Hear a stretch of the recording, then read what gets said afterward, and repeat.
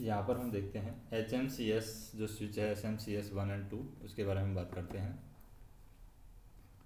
HMCS 1 and 2 ये जो switch है इसकी 4 पोजीशन होती हैं। 4 पोजीशन कौन कौन सी होती हैं? 1 2 3 4। ये प्रोग्राम स्विच है, रोटरी स्विच हम कह सकते हैं। और ये कहाँ पर लगे हुए हैं? ये HMCS जो स्विच है ये स्विच बोर्ड में लगे हुए हैं। तो यहाँ पर इनकी पोजीशन की बात करें, जैसे पोजीशन है 1 2 3 4। तो HMCS जो स्विच है उसकी बात करें, जैसे HMCS 1 है, HMCS 1 ये कैसे होता है? HMCS 1 में 1 अगर पोजीशन है तो इसमें ट्रैक्शन मोटर है, वो 1 2 3 ये कार्य करती हैं। और HMCS 2 की बात करें, ये कौन कौन सी मोटर के लिए होता है? ये ट्रैक्शन मोटर 4 5 6 के लिए होता है। तो ट्रैक्शन मोटर 4 5 6 यहाँ पर कार्य करेगी। फिर हम बात करें 2 पोजीशन पर क्या होता है? 2 पोजीशन पर ट्रैक्शन मोटर 1 कार्य नहीं करती है। तो हम पर यहाँ पर बात कर सकते हैं कि ट्रैक्शन मोटर यहाँ पर 1 कार्य नहीं करेगी, जबकि HMCS 2 पोजीशन में हम बात करें यहाँ पर ट्रैक्शन मोटर 4 कार्य नहीं करेगी। इसी तरीके से HMCS के अंदर बात करें 3 पोजीशन पर, यहाँ पर ट्रैक्शन मोटर 2 कार्य नहीं करेगी। और इसी तरीके से HMCS 2 में ट्रैक्शन मोटर जो है वो 5 कार्य नहीं करेगी। 4th पोजीशन पर हम देखें HMCS 1 में ट्रैक्शन मोटर 3 कार्य नहीं करेगी, ट्रैक्शन मोटर 3 कार्य नहीं करेगी। और HMCS 2 में ट्रैक्शन मोटर है 6 कार्य नहीं करेगी, ट्रैक्शन मोटर 6 कार्य नहीं करेगी। तो इस तरीके से हमारा HMCS स्विच के बारे में बताया गया है। अब हम बात करते हैं SCP स्विच के बारे में। SCP जो स्विच है इसकी 8 पोजीशन होती हैं। SCP स्विच जो कंप्रेसर का स्विच होता है, कंप्रेसर के लिए स्विच होता है ये HCP स्विच, इसकी कितनी पोजीशन होती हैं? 8 पोजीशन होती हैं इसकी, 8 पोजीशन। 0 पोजीशन पर क्या होता है? 1 पोजीशन पर क्या होता है? 2 पोजीशन पर क्या होता है? 3 पोजीशन पर क्या होता है? 1/2 पोजीशन पर क्या होता है? 1 और 3 पोजीशन पर क्या होता है? 2 और 3 पोजीशन पर क्या होता है? 1 2 और 3 पोजीशन पर क्या होता है? तो इसमें हम बात करें 0 पोजीशन पर। 0 पोजीशन पर क्या होता है? कोई भी MCP कार्य नहीं करेगी, कोई MCP यहाँ पर कार्य नहीं करेगी। फिर 1 पोजीशन पर क्या होता है? 1 पोजीशन पर MCP 1 कार्य करेगी, MCP 1 कार्य करेगी। 2 पोजीशन पर हम देखें MCP 2 कार्य करेगी। 3 पोजीशन पर हम देखें MCP 3 कार्य करेगी। 4 पोजीशन पर ये 1 और 2 पोजीशन पर देखें हम MCP 1 और 2 कार्य करेगी, MCP 1 एंड 2 कार्य करेगी। 1 और 3 पोजीशन पर हम देखें MCP 1 और 3 कार्य करेगी, MCP 1 और 3 यहाँ पर कार्य करेगी। 2 और 3 पोजीशन पर देखें हम MCP 2 और 3 कार्य करेगी, MCP 2 और 3 यहाँ पर कार्य करेगी। और 1 2 3 पोजीशन पर देखें हम यहाँ पर MCP 1 2 3 तीनों कार्य करेंगी, MCP 1 2 3 यहाँ पर कार्य करेगी। तो इस तरीके से SCP स्विच हमारा काम करता है। अब यहाँ पर हम बात करते हैं QRSI की। QRSI जो ट्रैक्शन पावर सर्किट में लगा हुआ सुरक्षा उपकरण होता है, QRSI। QRSI कहाँ पर होता है? ट्रैक्शन पावर सर्किट में लगा हुआ ये सुरक्षा उपकरण है। और ये जो QRSI रिले है ये RSI ब्लॉक की सुरक्षा के लिए ये लगाई जाती है। और यह एक क्या है? टारगेट वाली सेफ्टी रिले है, टारगेट वाली ये सेफ्टी रिले है QRSI रिले। और ये कहाँ पर होती है? कैब नंबर 2 में रिले बोर्ड पर ये होती है, कैब नंबर 2 में रिले बोर्ड पर लगी होती है।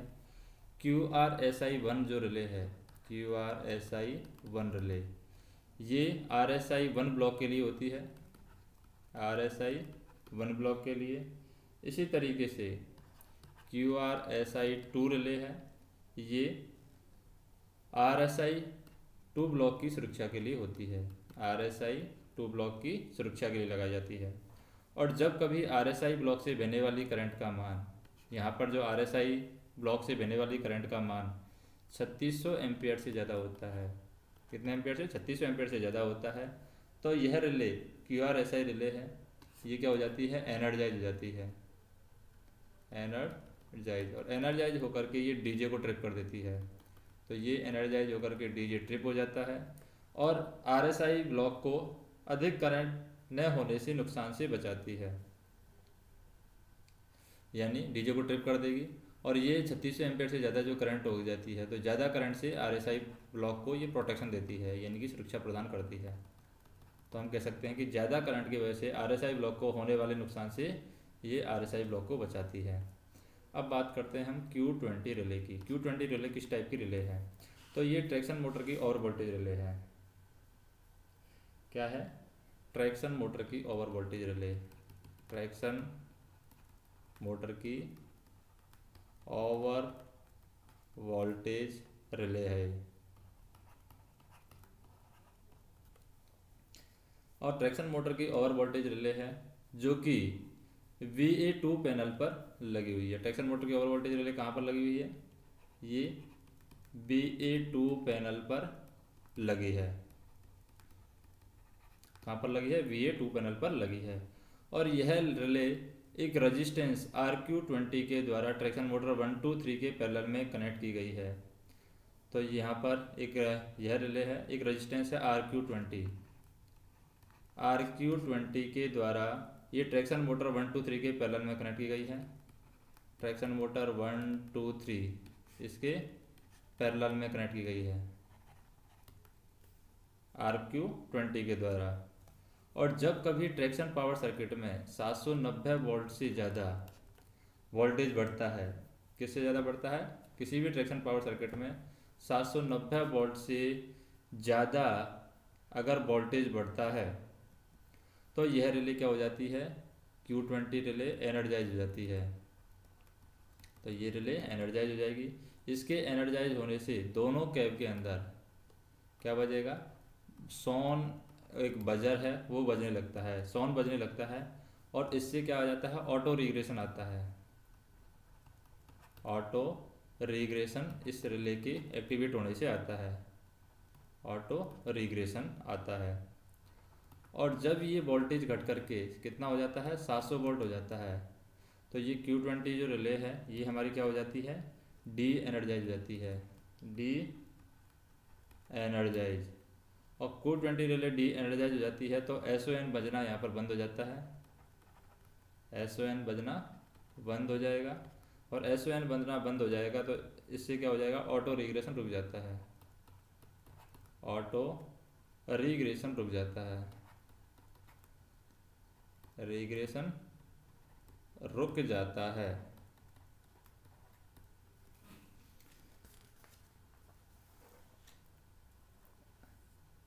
इसी तरीके से हम बात कर लेते हैं QD रिले की, यानी करंट डिफरेंशियल जो रिले है उसकी बात कर लेते हैं।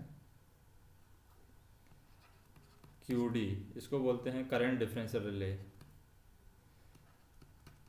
Current differential relay, differential relay. अब इस रिले की बात करें, WAG लोकोमोटिव में कितनी QD लगाई गई है, 2 QD लगाई गई है। QD1 जो है वो किसके लिए लगाई गई है, ये ट्रैक्शन मोटर 2 और 3 के बीच में लगाई गई है QD1। तथा QD जो 2 है वो ट्रैक्शन मोटर 4 और 5 के बीच में लगाई गई है, 1 और 6 ट्रैक्शन मोटर को यहाँ पर छोड़ दिया गया है। तो QD1 है ये कहाँ पर है, QD1 ये VA पैनल में है, यानी VA1 पैनल में है। और QD2 है ये हमारी VA2 पैनल में लगी हुई है। और जब कभी भी दो ट्रैक्शन मोटरों के बीच में करंट का अंतर 160 एम्पियर से ज़्यादा हो जाता है, तो क्या होगा, 160 एम्पियर से ज़्यादा हो जाता है तो ये QD रिले है ये हो जाती है एनर्जाइज। तो QD रिले एनर्जाइज हो जाएगी। और QD रिले एनर्जाइज होने की वजह से Q48 रिले है वो यहाँ पर एनर्जाइज हो जाती है। और Q48 रिले जब एनर्जाइज हो जाती है तो उससे क्या क्या होता है, LSP की बत्ती जलेगी, पहला क्या होगा, LSP की बत्ती जलती है, LSP की बत्ती जलती है। दूसरा क्या काम होता है, ऑटो सेंडिंग होती है, ऑटो सेंडिंग होती है। और तीसरा क्या काम होता है, तीसरा होता है ऑटो रिग्रेशन होता है, ऑटो रिग्रेशन होता है, रिग्रेशन होता है। तो ये तीन चीज़ें यहाँ पर होती है, ऑटो सेंडिंग होगी क्योंकि व्हील स्लिप जो रिले है वो एक्टिवेट हो जाएगी, इसकी वजह से ऑटो सेंडिंग होगी, LSP की बत्ती जलेगी, और ऑटो रिग्रेशन होता है। और जब यह करंट डिफरेंस 130 एम्पियर से कम हो जाता है, 130 एम्पियर से कम, तो ये जो QD रिले है हमारी, ये क्या हो जाती है, डी एनर्जाइज हो जाती है। और QD रिले डी एनर्जाइज होगी तो यहाँ पर हम कह सकते हैं कि Q48 रिले भी हमारी डी एनर्जाइज हो जाती है, डी एनर्जाइज। और इसकी वजह से ये अपना कार्य करना बंद कर देती है और उसकी वजह से ऑटो रेगुलेशन भी रुक जाता है।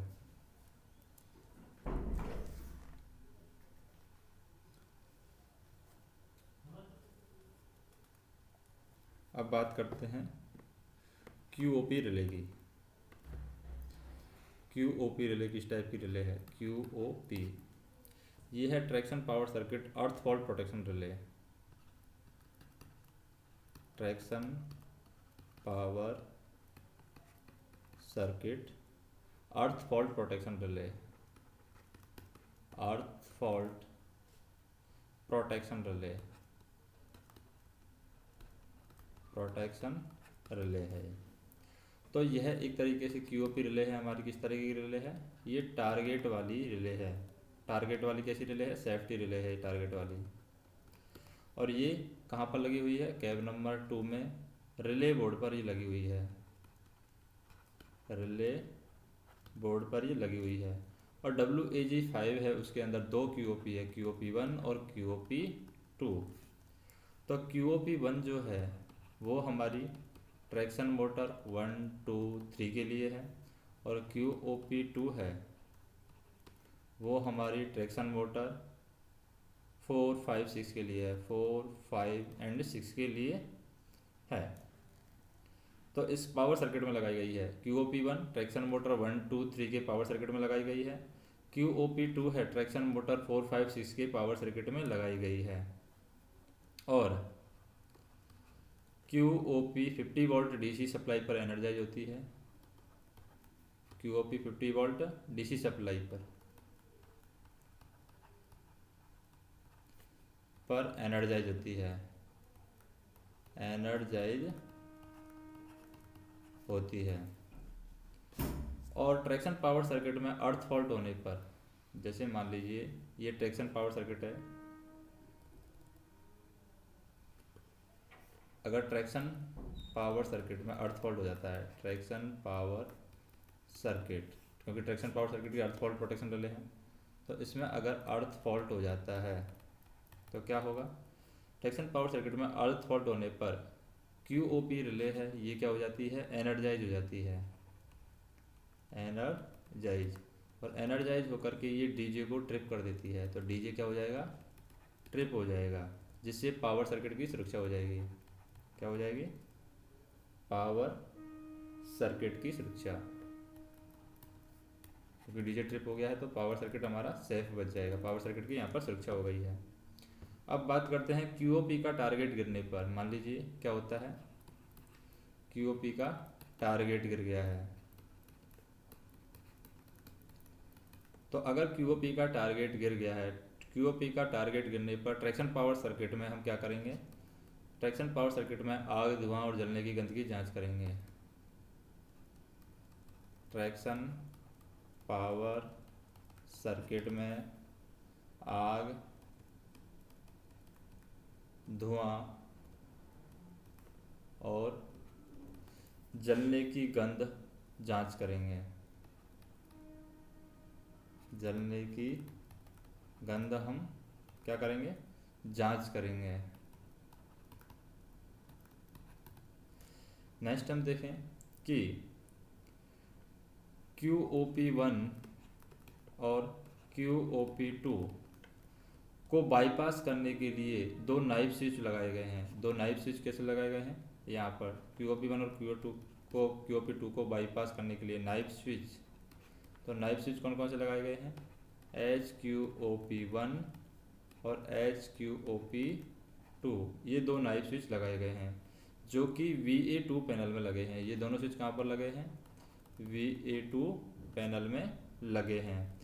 और QOP का टारगेट गिरने पर उचित दोष निवारण करने के बाद भी सफलता नहीं मिलती है। अगर हम QOP का टारगेट गिर जाता है और उचित निवारण करने के बाद में भी अगर हमें सफलता नहीं मिल रही है तो संबंधित HQOP को ऑफ पोजीशन पर रखेंगे हम। जैसे QOP1 को हमने दोष निवारण कर दिया है, रीसेट कर दिया है, फिर भी सफलता नहीं मिली है, तो HQOP1 को हम क्या कर देंगे? ऑफ पोजीशन पर रख करके QOP रिले को बाईपास कर देंगे, यानी HQOP को हम ऑफ पर रख देंगे। तो इससे हमारी जो QOP रिले है ये बाईपास हो जाएगी। इसी तरीके से HQOP2 को ऑफ पर रख देंगे तो QOP2 रिले है ये बाईपास हो जाएगी। तो एमीटर और वोल्टमीटर कनेक्शन, प्रत्येक कैब में एक एमीटर और 2 वोल्टमीटर लगा है जो कि ट्रैक्शन मोटर का करंट और वोल्टेज नापता है। तो एमीटर और वोल्टमीटर की बात कर रहे हैं। प्रत्येक कैब में एक तो एमीटर लगा हुआ है, 2 वोल्टमीटर लगे हुए हैं और ये ट्रैक्शन मोटर की करंट और वोल्टेज को नापते हैं। जैसे कि हम बात करें, एक एमीटर 2 वोल्टमीटर प्रत्येक कैब में लगा हुआ है। ट्रैक्शन मोटर की करंट को नापता है, तीनों ट्रैक्शन मोटर की करंट को नापता है एमीटर, और वोल्टेज 2 ट्रैक्शन मोटर की और ये एक वॉकी नापता है। इस तरीके से हम बात करें कैब 2 के अंदर, कैब 2 के अंदर ये एमीटर होता है, ये वोल्टमीटर। और ट्रैक्शन मोटर की बात करें, कैब 2 के अंदर जो होता है एमीटर, वो 4 नंबर की ट्रैक्शन मोटर को नापता है करंट, और 5 नंबर की ट्रैक्शन मोटर का वोल्टेज नापता है, और 6 नंबर की ट्रैक्शन मोटर का वोल्टेज नापता है। तो इस तरीके से हम ये देखते हैं।